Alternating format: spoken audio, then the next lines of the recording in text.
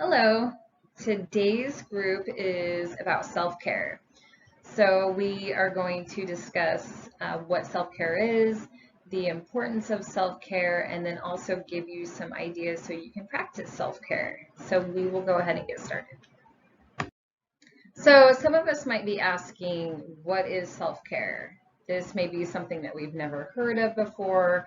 And it may sound very selfish. I know when I first heard self care, it wasn't until I was really in the behavioral health field. And I remember I felt selfish, like I felt bad. But then I started to understand why it's so important. I think, especially as parents, maybe you're taking care of a loved one that that is sick or has a disability, and hopefully you will see why this is so important. I just added some things here. So self-care is taking care of your mind and your thoughts. It's taking care of your emotions, taking care of your spiritual health, and taking care of your physical health and body, and increasing your own well-being through self-care behaviors. So hopefully by the end of this group, you will have some ideas and you will have an understanding of why self-care is very important. Okay, so we are going to dive into these in more detail, but why is self-care important? So it is important for many reasons, but I just listed a few here. So it's easier to care for others, it prevents burnout, it boosts confidence, it also helps to set boundaries, build healthy relationships, fight illness, and improves your mental health. So we will go into further detail with each of these. So the number one reason why most people fail to practice self-care is because they focus too much on caring for others. And it's never done intentionally. This isn't, made to make anyone feel, bad or anything like that. It happens like when we are taking care of, whether it's children or it's our elderly parents, say you're even a caregiver, all of those things, we may not realize it, but they really deplete us of, you know, just strength, and even emotionally it can be taxing. So um, we don't even notice it usually until it's too late, when you've like hit a wall of like, I can't take this anymore. You may be like, you can't think clearly, you may be moody, you may be forgetting things. You may even be forgetting to do things like eating a nutritious meal, drinking water. All of those things are really important, especially if we are taking care of other people. Um, you know, all of those things, they can just take a lot out of us, even if, we're like, well, that's my job, as a parent, as a mother, like that's what you do. And I never fully understood that. I guess when my kids were little, I would have felt like that was selfish, and I don't know if it's a maturity thing, or, with age, you understand how important this is. But also, my kids are older now, so I have more time, to take care of myself. So, and I just want to say, if you are taking care of, elderly parents, or, something like that, someone with a disability, if you need help, I definitely would reach out to family, reach out to, hopefully you have a social worker that you're working with, and, they could even maybe help you with resources so that you are able to get away, so that you can care for yourself, so that you can go back and care for your loved one. So just again, I think, especially, I guess I can relate to it as a parent, and then I also was a caregiver. we really are not able to fully give people what they need if we haven't taken care of ourselves. So, okay, we will go to the next one. Self-care is important because it prevents burnout. Those who don't practice self-care tend to burn out quickly. This is, you just are completely focused on, whether it's work or school or taking care of a family, and you aren't getting an outlet, you aren't taking care of yourself, you're not, even taking like 10 minutes, to meditate or pray or, go for a walk. And that's kind of when you will hit like a wall and you can feel it physically, mentally, emotionally, and it's burnout. So, like I said, even 10 minutes of a daily meditation, prayer can help find your inner peace, especially during difficult moments. When you don't practice self-care, you'll often push yourself beyond your limits.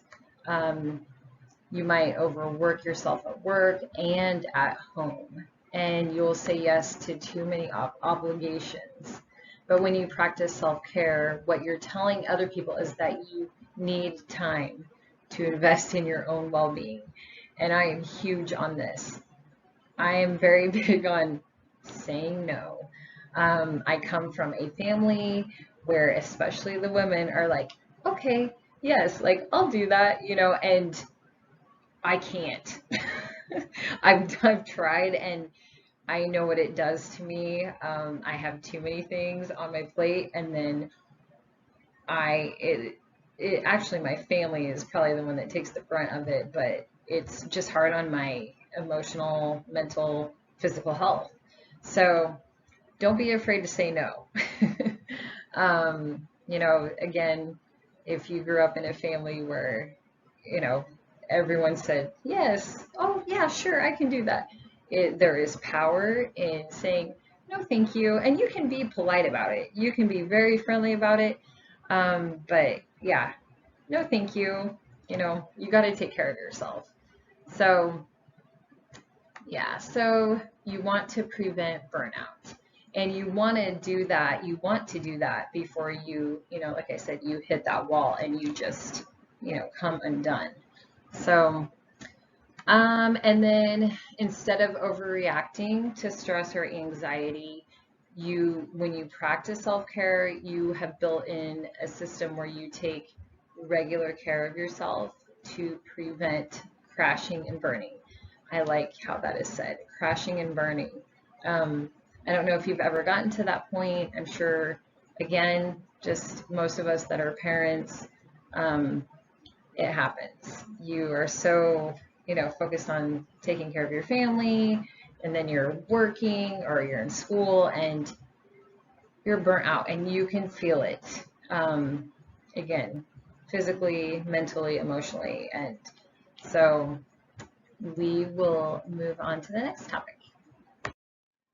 Self-care can boost your confidence. It can do this when you fuel your body with nourishing foods, drinking enough water throughout the day, and then exercising regularly. You ensure that you're in great shape. And at the same time, you're improving your mental health. So you're more upbeat, you're more positive. When we feel better about our bodies, about how our clothes maybe fit, like you're just more upbeat. It makes you feel more confident. So, and then when you practice self-care, you're subconsciously telling yourself like you matter, or, I am worthy. And that's helped me along the way, is to tell myself like I am worthy, like I'm worth this. And that was not always easy for me because I did not believe those things for a very long time. So, but yeah, you start to take care of yourself and you're worth it. You are worthy. Um, So taking care of yourself, it puts an emphasis on your importance in the world. The more you practice self-care, the more confident you become because you recognize and you value yourself. Setting boundaries. When you practice self-care, you set clear boundaries. Most parents focus on taking care of their kids at the expense of themselves. This isn't a healthy example to set for your children. And this isn't a long-term strategy for your own well-being either. And we talked about that earlier, as parents, just get feeling burnt out because we put a lot into our children because we love them. But by practicing self-care, you set boundaries and you establish me time. And I have to share this story. I met some people in my neighborhood, and I was going on a walk, and they were like, "Oh, like, can we go walking with you sometime?" And I immediately was like, inside, I was like, "Oh gosh, no, like that's my me time." But I felt, it was just I didn't want to be rude, so I was like, "Okay, sure." And these people, they kept texting me and they wanted to go walking, and I just had to tell them. I said, I am so not trying to be rude, but I said my walking time is my me time. And I was actually very proud of myself because that I usually don't do things like that. I'm a people pleaser.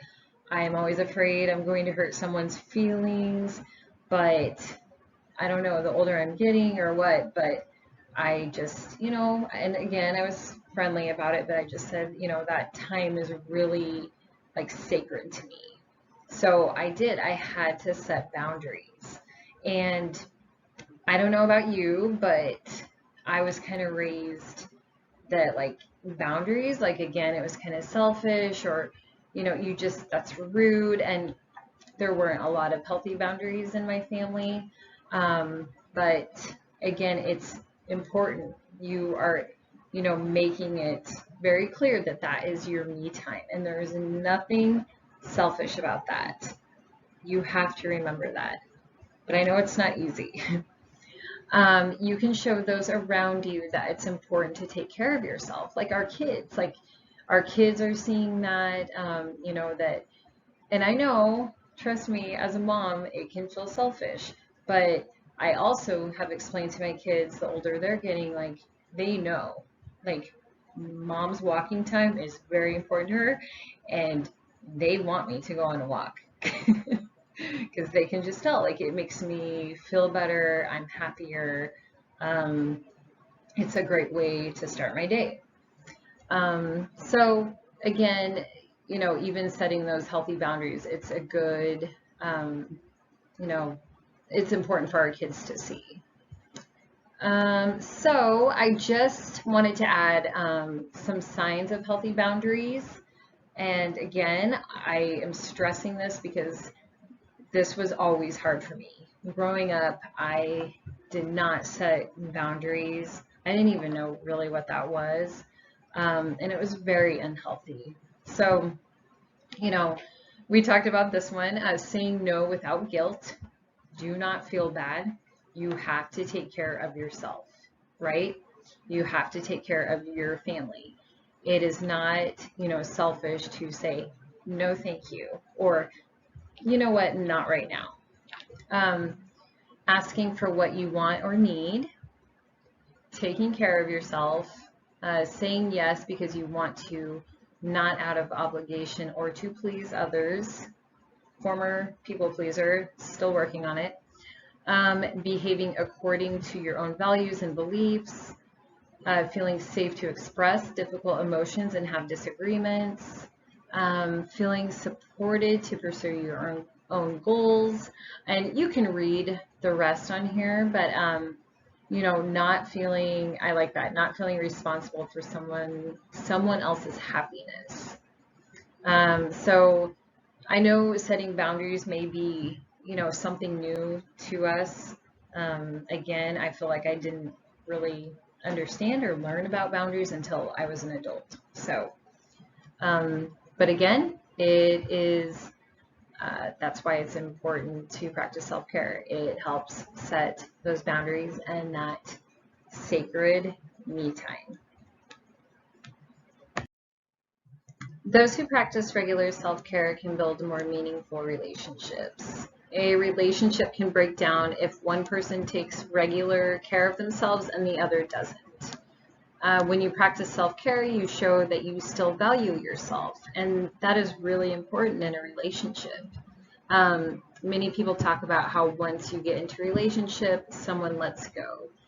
It's usually the result of what happens when you stop valuing yourself. An equal partnership is one where both people contribute to their responsibilities, their relationship, and also themselves. By trying, some of these things that we'll mention in the group as far as self-care ideas, you can show your partner, your spouse, that you still respect yourself and that they should too. So, and it's something that, you can do together, and it helps build a healthier relationship. Self-care is important because it can help fight illnesses, both physical and mental. Those who suffer from mental illnesses might practice self-care to reduce symptoms, which can eventually spiral into physical symptoms if they're left untreated. Not only will you gain a stronger immune system with regular self-care, but you'll also be able to manage, say, the anxiety. Anxiety untreated, unfortunately, can spiral to physical symptoms such as headache, stomach aches. So self-care can also prevent those negative physical symptoms. For example, exercising, eating healthy, drinking enough water throughout the day can help prevent a lot of health issues such as heart disease and diabetes. Self-care can play a massive role in mental health. Most therapists will often recommend some sort of self-care treatment. If you are unable, you can't afford therapy to get help with your mental health, you can practice self-care, and that is a very cost-effective alternative. So, for example, you can practice meditation, which is often recommended by your therapist.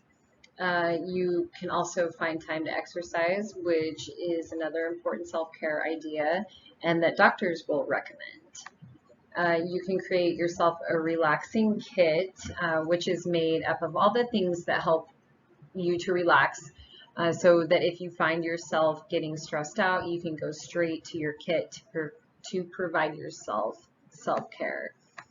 I have never had a relaxing kit, but I think that is something that I'm going to look into.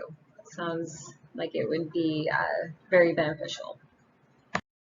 Okay, so now we are at the end of our group, and this is kind of the fun part. We talk about some self-care ideas, and there are a ton. I'm just going to start off with that. I did find a site online that had 150 self-care ideas, but I obviously couldn't put all of those on here. So I just picked, some that I thought were great, or, even that I could relate to. So, again, these are just a few. Going for an evening walk, cutting out people who stress you out, not worth it. Finding time to work out, spending less time on social media. I'm working on that one. Lighting a candle. There's something about, especially fall, I love like the fall candles. There's something about those smells from the fall and the winter that I love. And saying no, huge one. And then being positive, whether you're at work, whether you're at home. On the site that I was on, it did just say work, but I added home because some of us work from home. There are a lot of, stay-at-home moms, stay-at-home parents, stay-at-home dads. So, just even being positive and maybe not a stress-free environment is awesome self-care. I don't know if you've ever worked in like a toxic environment, but that is a form of self-care, just being positive, but also, you know, being professional, being friendly, but also, you can say no. So you don't have to be around that. Because it's difficult. But there are so many self-care ideas. I've even seen ones where, it's like cleaning out your closet, getting rid of junk. Some of it may sound silly, but for some people, like getting rid of extra stuff, junk. Maybe it's clothes you don't wear anymore. Like there's something therapeutic about it. For some people, cleaning in itself is therapeutic. Um, what else have I seen? Journaling, reading, going and getting, ladies, going and getting a pedicure, a manicure. Um, there's so many ideas. So they are out there. Again, I obviously could not list 150 on here, but I can post that link at the end and you can check those out. But again, self-care is, just focusing on yourself, taking care of yourself so that you can be your best. And I don't mean just, physically or, I mean, it's everything. It's mentally, emotionally, physically. And when we are our best, when we feel our best, we are able to take better care of our families. We're able to be better coworkers. We're just better people. So self-care, I know it may be foreign to a lot of us, and it may even be kind of like, scary, uncomfortable. But again, it's very important. It just please, just know that you are worthy and you deserve, to focus on you and take care of yourself. So I hope you found this group beneficial, and thank you.